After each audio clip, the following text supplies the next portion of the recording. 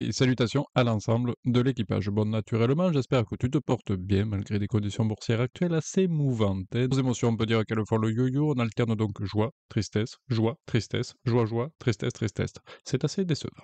Aujourd'hui, et pour changer un peu, je souhaitais te proposer donc que nous regardions un petit peu les conseils d'achat de nos petits experts Boursorama et ainsi on va pouvoir gentiment les comparer avec notre analyse personnelle. Alors pour visualiser l'expertise des experts ou encore le conseil des conseillers, eh bien, il va te suffire une fois sur ta plateforme préférée d'aller faire un tour, non pas de côté de chez soi, mais plutôt du côté de l'onglet Action, puis Consensus des analystes et tu vas trouver le petit onglet Rocco Paris. Ensuite, ça va t'ouvrir une belle page ci-dessous où tu pourras choisir ton indice préféré. Donc, par exemple, eh bien, ici, comme c'est notre première fois, c'est important d'y aller doucement. Donc, prenons donc le CAC 40. Je te propose que nous balayions large en prenant tous les secteurs en considération. Et ensuite, à côté, ben, il y a le nombre d'analystes, tu vois, qui a procédé à l'analyse. Donc, eh bien, pour avoir une information de qualité ou la plus sûre possible, eh bien, on va essayer de prendre le plus d'analystes possible par dire. Et donc, si j'en prends 30, eh bien, il me propose seulement une proposition de renforcement, hein, ce n'est pas de l'achat, tu as vu la couleur, c'est bien du renforcement pour Total Energy, avec un potentiel attendu de 20% de hausse. Bon, je trouve qu'ils sont toujours un peu généreux sur le potentiel attendu. Alors, sans rentrer dans un détail monstrueux, mais je dois tout de même t'avouer qu'avec un cours actuel à 60,01 euros, et après avoir regardé ces petits indicateurs respectifs à celui-ci en fonction de son bilan et de son compte de résultat, comme d'habitude, son résultat définitif au travers de notre petite moulinette est donc de 6 indicateurs validés sur 8. Je suis d'accord sur l'aspect exclusivement de renforcement car pour moi, effectivement, Total deviendrait véritablement intéressant en descendant bien sous la barre des 50 euros et même un poil plus bas, ça serait tout simplement encore mieux. Bon, pour 30 analystes, tu vois, on a vu, mais ce qui nous intéresse, c'est surtout les recommandations et les positionnements, comme on l'a dit, à l'achat de nos petits analystes et non pas seulement du renforcement. Puisque renforcement, ça veut dire, ben, t'en as déjà et t'en remets une petite bille dessus. Du coup, eh bien, tant pis, on va partir sur seulement 20 analystes et du coup, c'est logiquement un peu plus garni et quand même, ça fait plaisir, franchement. Une fois que l'on a notre tableau défini, du coup, on va aller cliquer sur l'entête de colonne Reco afin de voir apparaître, si tu veux, les recommandations à l'achat en premier lieu, pardi, et on se retrouve donc avec le petit listing proposé ci-dessous. Et bien, du coup, tu t'aperçois qu'il y a donc le dernier cours en vigueur et l'objectif de cours attendu, ce qui te permet à droite de voir le potentiel de croissance espéré. Et on retrouve également le nombre d'analystes ayant analysé l'action ainsi que le bénéfice net par action. Et pour finir, ben, le taux de distribution des dividendes ainsi que le PER 2023 et 2024. Donc si nous restons tout simplement focalisés sur les trois plus beaux potentiels de cours, nous retrouvons donc Renault et je te rappelle ce fameux petit dicton, hein, avec Renault, tous les jours, un bruit nouveau. Ensuite, nous retrouvons donc le beau ST Micro ainsi que le fameux Léonard de Vinci. Et on en pense quoi du coup au final de leur recommandation d'achat, ces petits? Eh bien, comme pour Total, en passant à la moulinette ces trois valeurs et en respectant toujours notre objectif minimal de 6 indicateurs validés sur 8, eh bien, tu vois qu'on est quand même assez en adéquation sur la recommandation des analystes Boursorama positionnés à l'achat. Pourquoi? Ben, tout simplement parce qu'on est toujours au-delà de 6 indicateurs validés sur 8. On a même 7 pour rester micro. Donc c'est très très bien ça.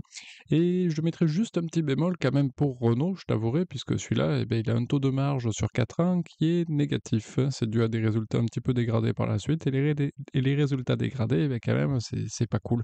Donc bon, voilà. Si j'avais un petit bémol, je te dirais, je le mettrais sur celui-ci. D'ailleurs, pour Renault, je suis d'accord, mais tu sais que mon cœur est plus tourné vers Stellantis, balayant une gamme largement plus large, justement.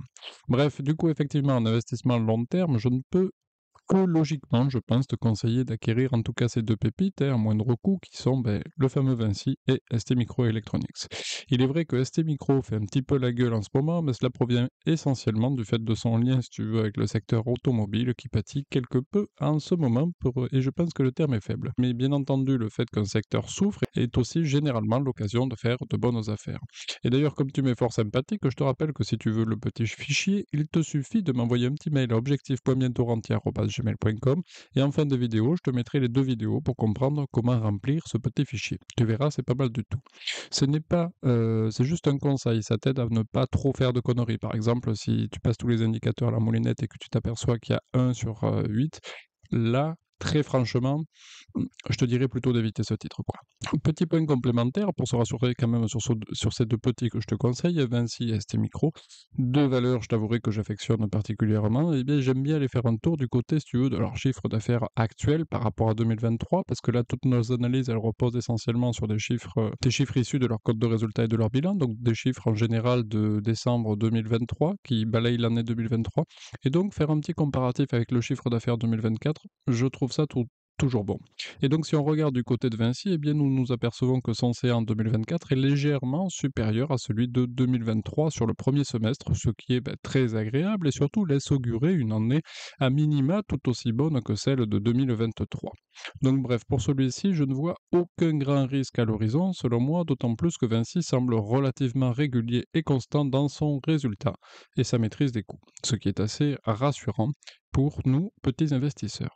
Je te rappelle tout de même au passage que cela n'exclut surtout pas d'analyser, via notamment le site officiel du groupe, les derniers communiqués et rapports afin de mieux comprendre son activité, comment s'organise son business et surtout, je te dirais, ses objectifs qu'il a pour l'avenir.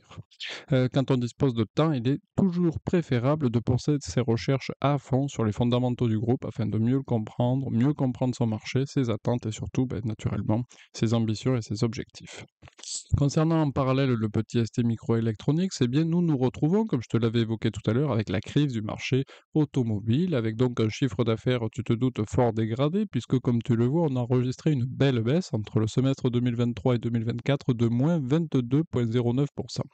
Bref, ça commence à piquer quand même. La question est, tu te doutes, est-ce que cela va-t-il durer?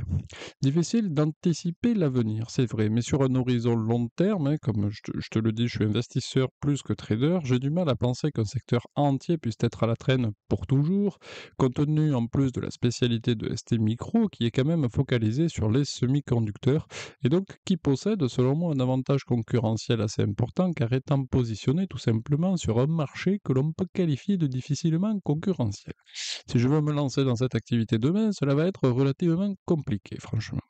Donc je pense, à titre personnel, un beau bébé qui est à mon cou, en tout cas bien bradé en ce moment. À bon entendeur. Salut!